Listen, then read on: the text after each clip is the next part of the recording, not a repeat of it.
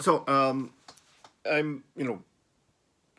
really interested in the equality between males and females as matter of political correctness. I'm all for it, but at the same time, I sometimes wonder if the difference between males and females might not go even deeper than that. And yeah, I'm not saying that individual differences within males and females are not important. I think in many cases actually individual differences are much more important than the difference statistical differences between males and females. So I don't think we can judge people by just referring to their gender, male or female or otherwise. Having said that, I do feel that there's something deep about different approaches by males and females, especially in terms of science and technology. Uh, I was attending the TED conference in Vancouver, BC, a few years ago, and Elon Musk was giving his talk. Actually, he was interviewed by Chris Anderson, the chief curator of TED, and there was this conversation about Mars, and uh, Chris Anderson asked Elon Musk why he was aiming to go to Mars, and I remember Elon Musk answered to the effect that Earth's environment might be disrupted by our carbon dioxide activities, and also there might be the risk of a nuclear war.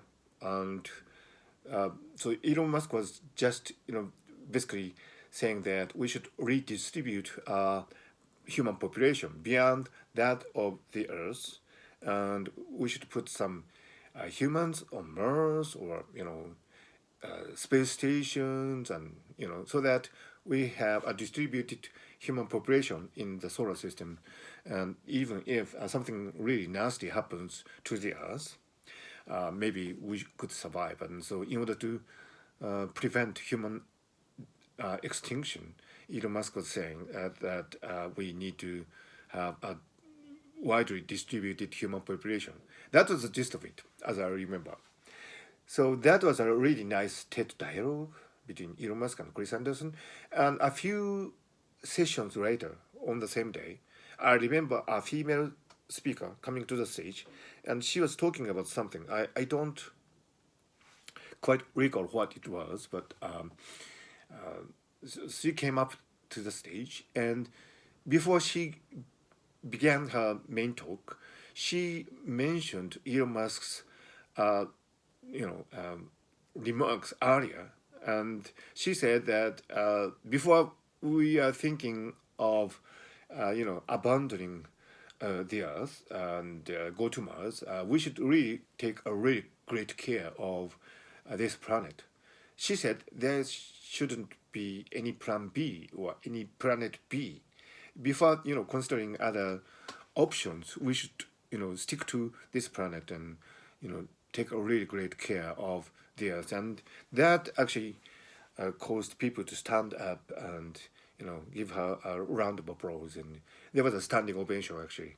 So there was this feeling that maybe Elon Musk was going too far when he said that maybe we should make a plan B or find a planet B to replace the Earth. And so I thought that was a typically interesting dichotomy, if you like, between male and female thinkings. Males tend to think some environment or somebody is dispensable. That's why they have been engaging me in this, incessantly, waged warfare in the history of humanity. I mean, for a general in an army, a soldier is dispensable. Because he just calculates the power of his army, and if somebody has to go, I mean, if you can replace him with somebody else, that's okay as far as military logic goes. And so there's this uh, asymmetry, you know, profound asymmetry between the conditions and of males and females, and you don't have to go really deep into your thought in order to you know um, realize what the differences are. it's so obvious, isn't it? I mean, that difference between males and females. Females bear children, so they have this embodiment in which life is nurtured, but males more exploratory, and that's that has good point. But at the same time, males tend to be so cavalier, if you like, about embodiment, and that's a great risk for male way of thinking. I think this male-female differences in embodiment or attitude towards embodiment is a really serious issue. And if you think of the example of Ada Lovelace, this famous programmer in the age of Charles Babbage, who made the differential engine, and Ada Lovelace was the programmer for that, and she's widely acknowledged as the first programmer in humankind. So there's, no nonsense, about the females. This idea that the females are not able to program, or they are not capable of mathematical thinking. I mean, females as capable as males, in these things, and as beautifully suggested by the film Hidden Figures, in which female African American scientists helped the space program of the United States. So females are at least as capable as males in these things. But Ada Lovelace, she's a brilliant person.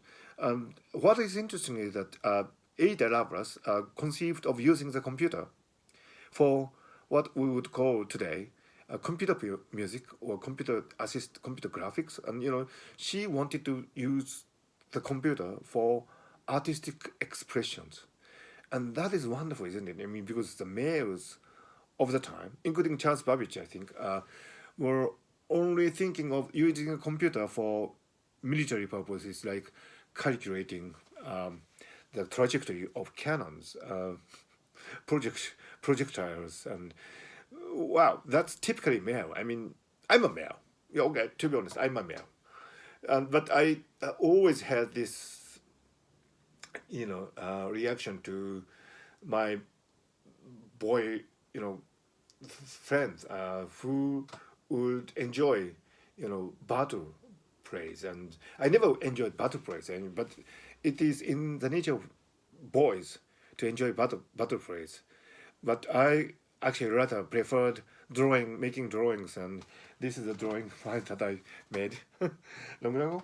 And so I really sympathize with Ada Lovelace in her, you know, use dreamed use of computers for artistic expressions. So there you have Elon Musk versus this female speaker, and Ada Lovelace versus Charles Babbage and other male scientists of the day. And, I think this male-female dichotomy actually is still running deep in today's world. And I always had problem with these people who, support these ideas about whole brain emulation and mind uploading, particularly mind uploading. I don't believe that at this, as a matter of principle, it is possible to emulate the brain, the whole thing, the neural firings and all these activities of the molecules within the cell. I don't think it's possible to do that. And also,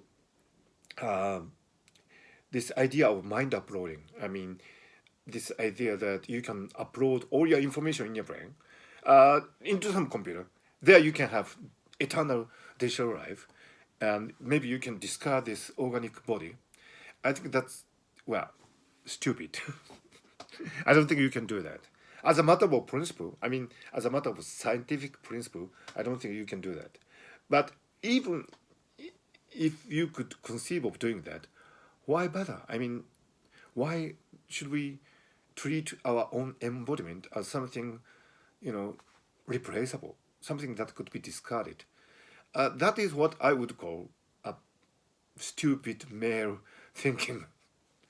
And to be honest, I have encountered many colleagues who actually say that it's possible to do mind uploading, but they happen to be males. Is this just a coincidence? I don't think so.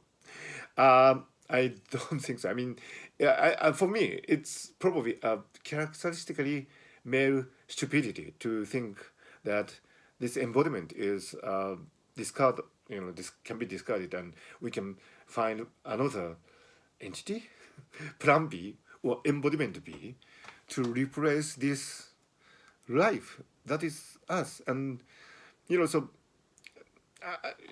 I think this difference between male and female thinking is actually much deeper than you would think. And the fact that Greta Thunberg, for example, has been very vocal in her campaign to save the planet.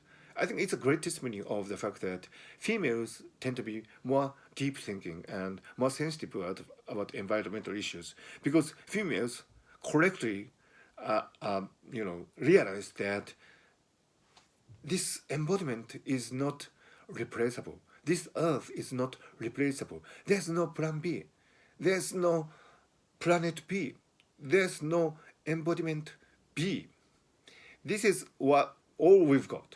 And we should really take a really great care of this thing. And we shouldn't really think that it is possible to replace them. And it is for me it is a typical male stupidity to think it is possible, and I'm a male. So what I have been saying is that I have this metacognition of my own stupidity. Yeah, we should learn from each other.